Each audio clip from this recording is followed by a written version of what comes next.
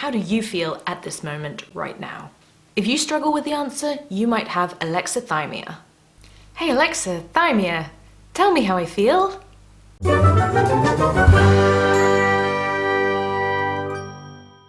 So alexithymia is not really a word that you come across every day, and it is sometimes described as emotional blindness. But I don't think that's a great way of describing it because it's a little bit confusing and not really clear what exactly that means.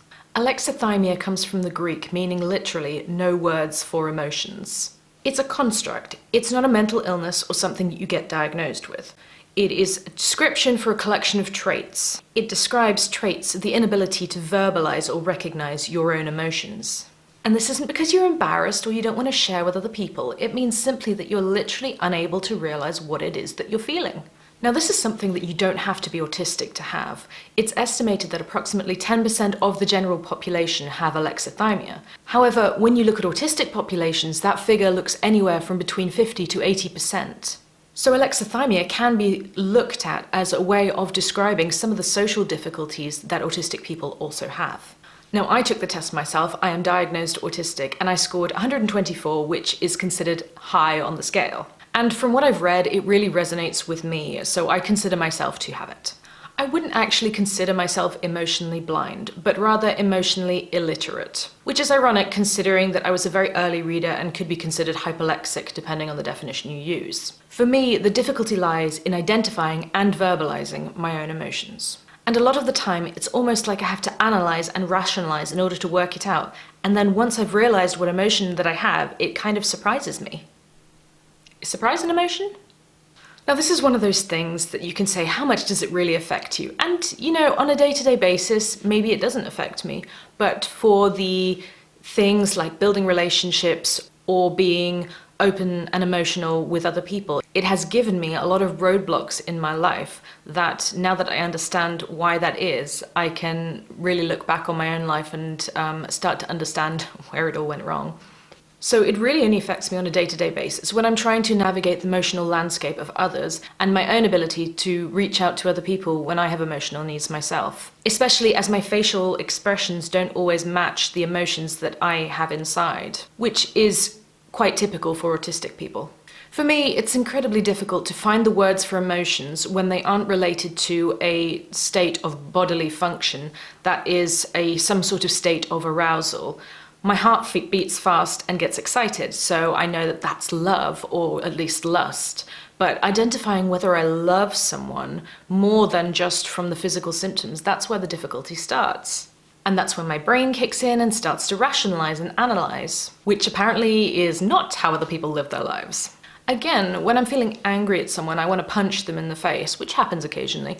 That's obvious, right? You can feel the blood pumping, you can feel yourself, the fight or flight sort of instincts starting to happen. But anger in more of a theoretical way, that's something that I struggle to identify in myself. And I don't think this is because I don't realize that I'm feeling things. I think it's just because what I'm feeling is complicated and in many layers. It's not black or white. I'm not angry or sad or something like this.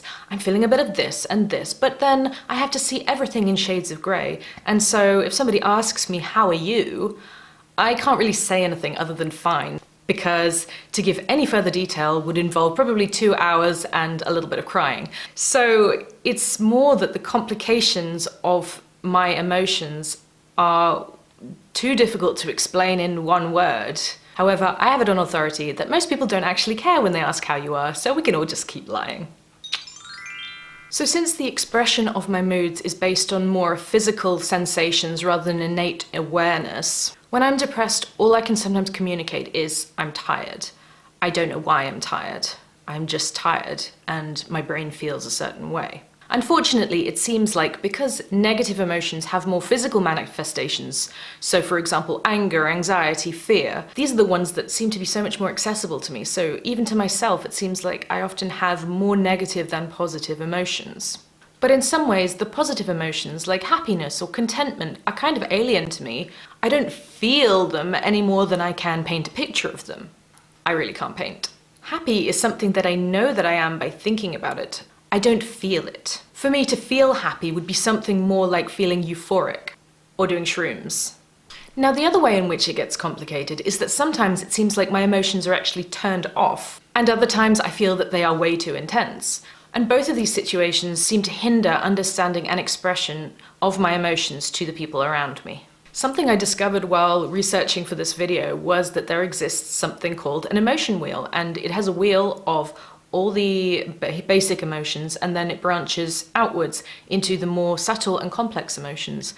And something that I realized while looking at this is that my analytical mind likes to go around the outer edge of the circle. It likes to think about the big abstract emotions, but narrowing it down to those basic simple emotions is something that's really hard for me.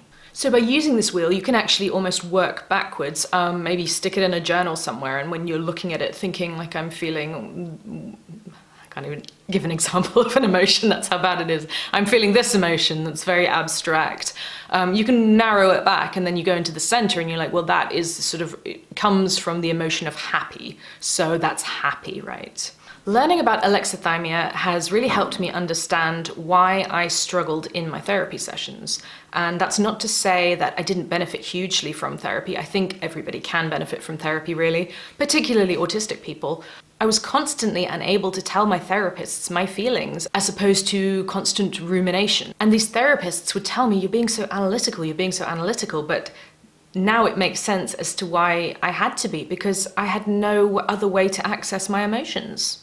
I struggled with it so much that even my own wedding vows were me trying to work out what this feeling of love is supposed to be and how it expresses in my relationship with my husband. And in the end, I decided that it wasn't about a feeling, it's about actions. It's about what you do to the other person, how you take care of them, and how they take care of you. Actions speak louder than words, and for me, they speak way louder than emotions. If you think you might have alexithymia and want to try the test for yourself, I have linked it down below in the description box. And if you like this video, please don't go. I have more videos about autism in a playlist right here. So click it, click, click. You can watch it later, but click.